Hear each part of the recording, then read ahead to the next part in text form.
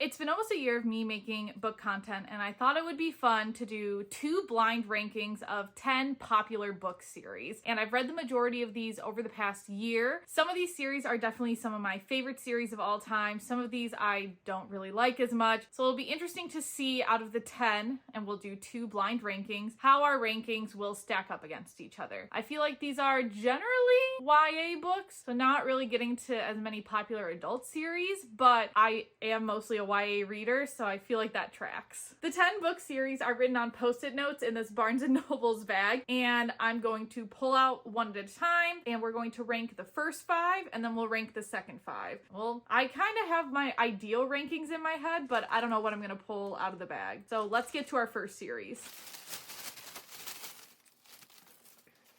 Okay, the first series is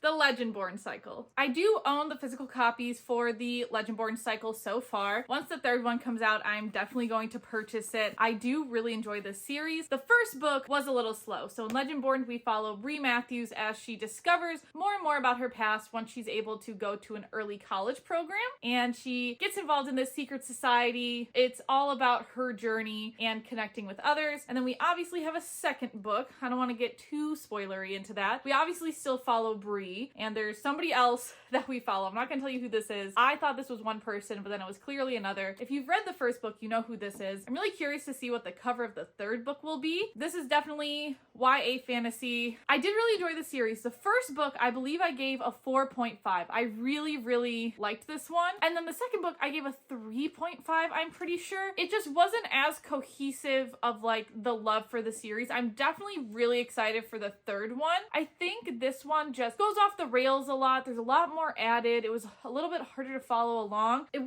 didn't give me the same feelings as the first book. So I'm gonna put this smack dab in the middle at number 3. Next one.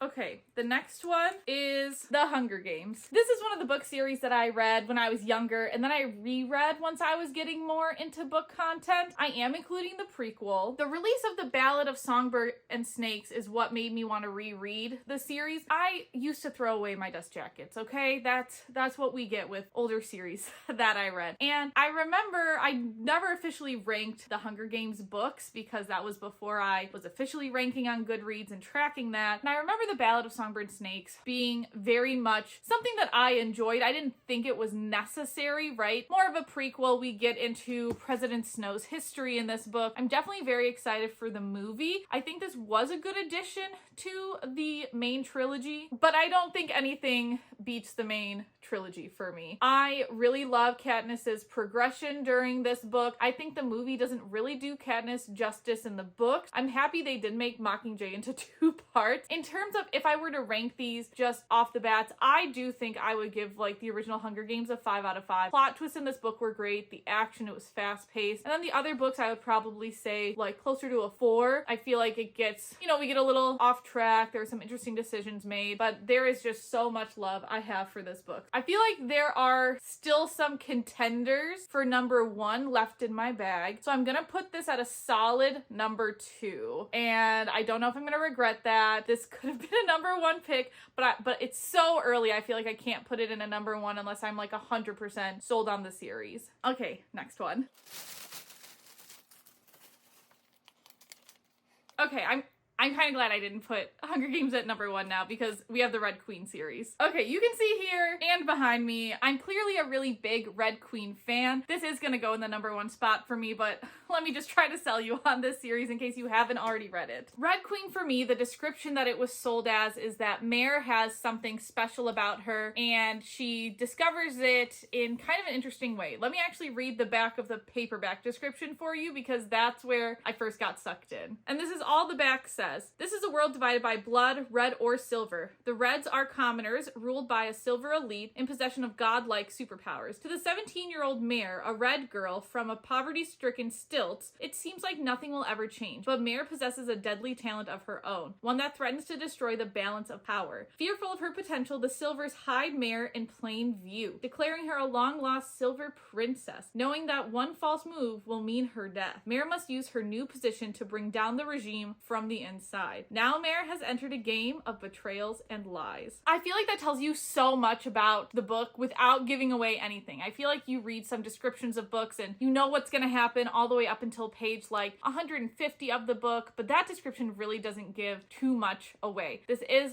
a YA fantasy series, not high fantasy like Victoria Aveyard's other series. I would say, it's like a milder fantasy. The books do get pretty thick, especially Warstorm, the one at the very bottom. And I think the way that this story just really encapsulates me is that every single book is different. It's not the same repeat fantasy. It is one long story. You're not put in scenarios more than once, at least it feels like to me. It's something unique and fresh. The relationships that are built, the friendships that you find, the characters that you meet. I just feel like this is an extremely encapsulating world, and I have to put it at number 1. I am still scared I'm going to get a series I really love, and I have to put it at 4 or 5 for this first round of ranking, but I really do just love this series. Okay, next one. Okay, we have the Cruel Prince series. I feel like seeing this series and how it was sold on social media pretty much is having a really big enemies to lovers trope. And to me, reading this book, I don't necessarily see it as much, but it does have a lot of court politics, which I feel like leads up to more of this like almost academic rivals type of trope. And I am one for court politics. I do really like this. And I will say that if this was a duology, I would have felt comfortable ranking it higher. I feel like the Queen of Nothing really gave me nothing. I understand why we needed the Queen of Nothing book in the series. I just did not like how it was done at all. I think it's also odd that each book in the series gets smaller and smaller. You would think that as we continue on in the series, the books get longer, but that doesn't really happen with the Cruel Prince. So while I do like court politics, I do think Jude is an interesting character. I'm kind of glad that this was pulled when it was, because I do typically rank this lower as compared to other series. So I'm going to take a little bit of a risk, and I'm going to put this at number 5. I think compared to what I have left in the bag and the books that have already been ranked, this is definitely the, lowest rated series, I feel like, for me, compared to Red Queen, Legendborn, and The Hunger Games at this point. All right, let's see what our number 4 ranked series is for this first blind ranking.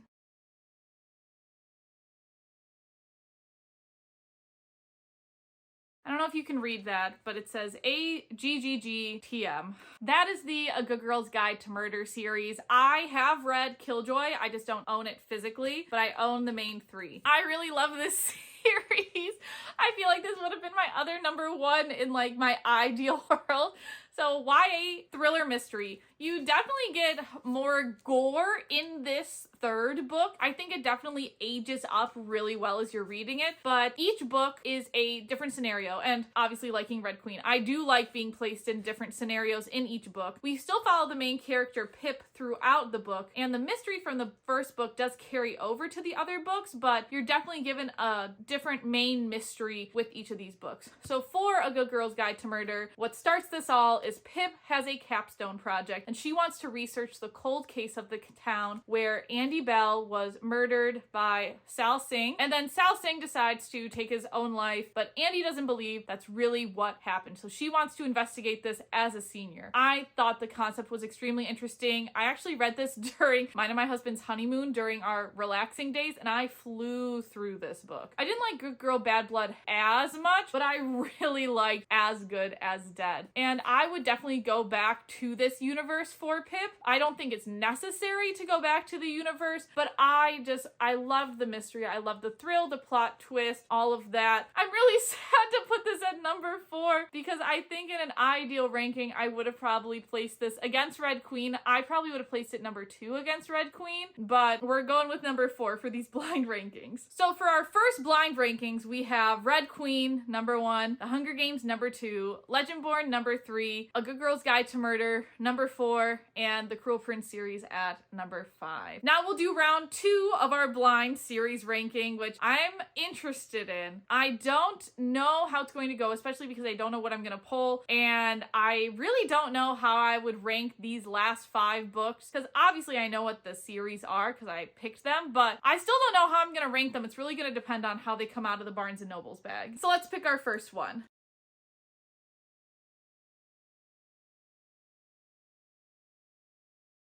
starting off strong with the Inheritance Games series. I was supposed to meet Jennifer Lynn Barnes this month, but unfortunately she had a family emergency and had to cancel my stop on her The Brothers Hawthorne's tour. So I have the main 3 of the series here. I haven't read The Brothers Hawthorne. I'm really excited for her, like the spin-off, the Grand Game Book. I'm thoroughly excited for that. And I do really like this series. So we follow Avery Kylie Grams throughout this entire series. She is seemingly plucked out of her northeastern home, brought to Texas, read a will, and she is going to be a billionaire. And that's not the way she thought her life was going to go. The family didn't know this was going to happen. It's a complete shock to everybody. The condition is she has to live in the house for the whole year in order to retain the inheritance. So we kind of follow that journey, let's say. And in the first 2 books, the timelines follow pretty much back to back. There's not a lot of time between the Inheritance Game and the Hawthorne Legacy, but there is quite a big time jump to the Final Gambit. Similar to The Cruel Prince, if this was a duology, I feel like it would have been interesting, however, not enough, because we don't get the full year of Avery living in the house by the end of book 2. I don't really think that's a spoiler. I think that's why there's 3 books, is the 3 books obviously encapsulate the whole year. I do like how fast-paced these books are, but sometimes I think they're too fast-paced, and I can't really keep up with them all the time. And I feel like that's how Jennifer gets away with plot twists, is that it's such snappy dialogue, you move so fast, and you get really sucked into the story. This is definitely more just YA mystery. I would say no thriller in this book as compared to A Good Girl's Guide to Murder. Just straight up mysteries and action sometimes along the way. Definitely some romance in here too. I feel like saying all that, I'm going to put this at a strong number 2. I really hope that was the right decision, but let's see what's next.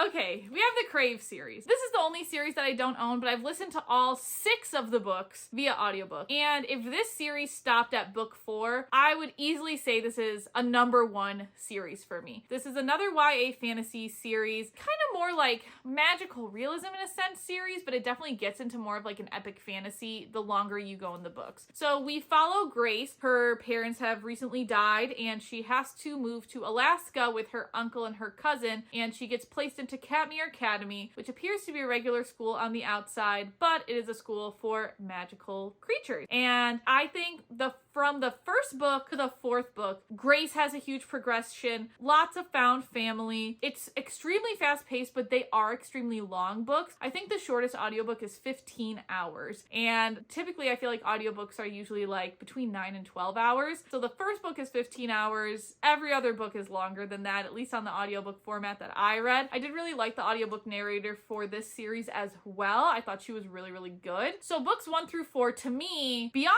the last chapter of book 4, it could have just wrapped up where it was. But Tracy decided to leave kind of like one open plot point, and she got 2 whole books out of that one open plot point. And when I read book 5, I felt kind of let down for the first time in the series. And then when I read book 6, I didn't actually think it was long enough. It was an 18-hour audiobook, and I still didn't think it was long enough. I felt like it was rushed. So if it was books 1 through 4, it would be a contender for a number 1 spot. But I'm gonna put it at number 3 because I feel like those 2 additional books just brought down the entire series ranking for me personally. I think if I picked the Crave series first, I would have put it at the number 2 spot. But let's see what's next.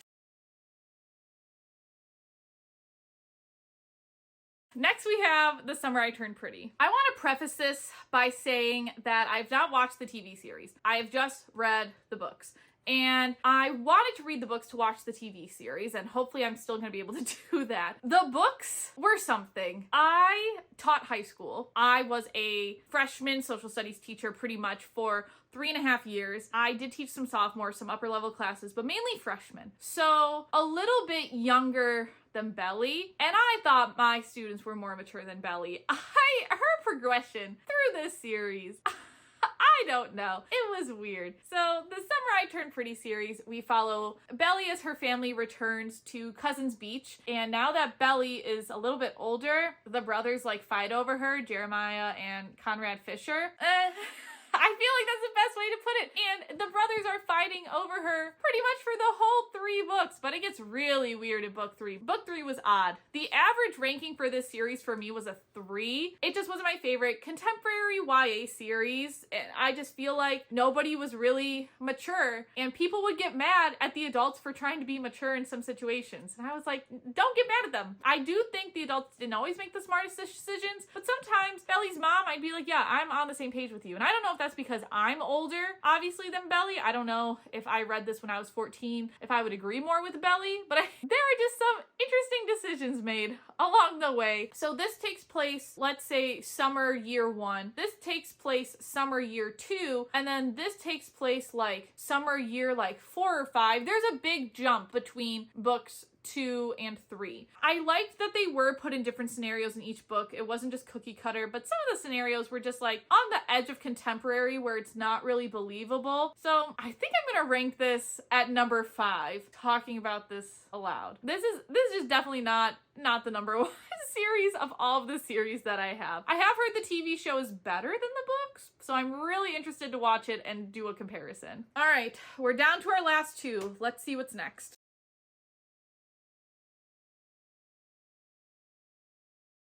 All right, next is Magnolia Parks. I think I just realized I messed up on my rankings a little bit, but it's okay, it's not that bad. So we have the Magnolia Parks universe. That's how I like to refer to it, because written in a very interesting way, these first 2 books follow Magnolia Parks, these next 2 books follow Daisy Hates, and you read them 1, 2, 3, 4, so you switch perspectives. The next book that's coming out, book 5, is back in Magnolia's point of view. So Magnolia's 2 books, Magnolia Parks and Magnolia Parks The Long Way Home, follow Magnolia. She is the kind of it girl of London society, and it follows her relationship with BJ Valentine. I think it's Valentine. Sometimes I think I would say BJ Valentine in my head. I don't know, just because it was more fun. I'm pretty sure it's Valentine. And so these 2 books focus pretty much on their relationship, along with the other relationships in the found family that they have along the way. So this, I would say, if these 2 were just a duology, I don't think they would be in the number 1 spot. I'd say they'd be closer to like the 3 spot.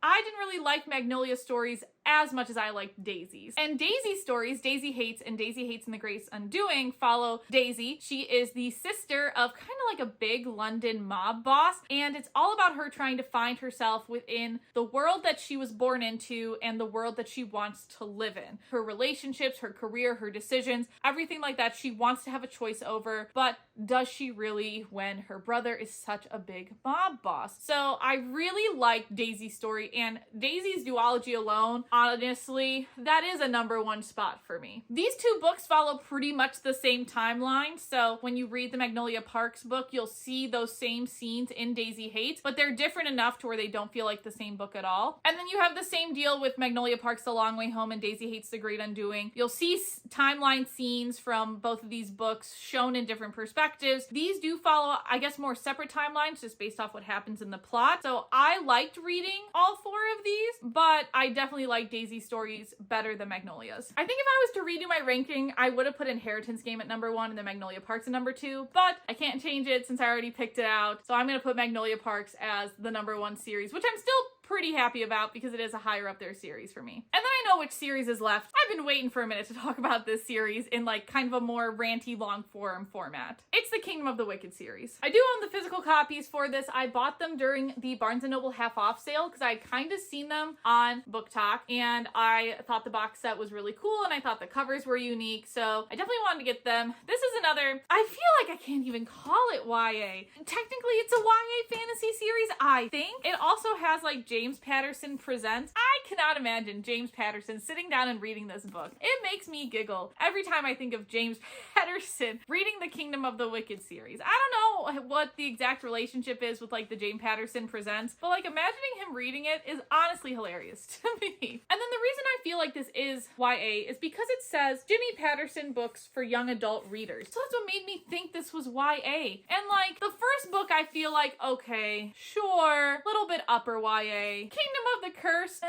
like you're getting towards towards what I feel like is, you know, like 16 plus. Like, I feel like if you're 12 and above, you can read YA. I wouldn't want a 12-year-old reading this. I'm just being honest. That's just me personally. And then we get to Kingdom of the Fear, and it says in the little dust jacket, I don't know if you can see it, it says ages 16 and up. Yeah, it's 16 and up. There are very explicit, like, smut scenes in this book. And truthfully, I'm only halfway through it, but I still feel like I can rank this series because, honestly, all three books are so different, but in like the worst way. We are following Amelia, who's a witch. Her sister is murdered, and she's trying to figure out who murdered her sister. And in order to figure out who murdered her sister, she decides to team up with a Prince of Hell. That is who she accidentally summons to work with her. And luckily, the Prince of Hell that she summoned, Wrath, is also interested in finding out who murdered her sister. So that's interesting, okay? First book, I think I rated it like a 3.5. And then Amelia just like goes off the rails. The book, it takes you to a completely different place in book 2. And then book 3, from what I've read so far, I actually don't mind being in book 3, but it feels so freaking rushed. Why couldn't some of this have been in an earlier book? Like, I just think the pacing of the whole series is odd. I don't like Amelia as a main character. I think she's just completely inconsistent. And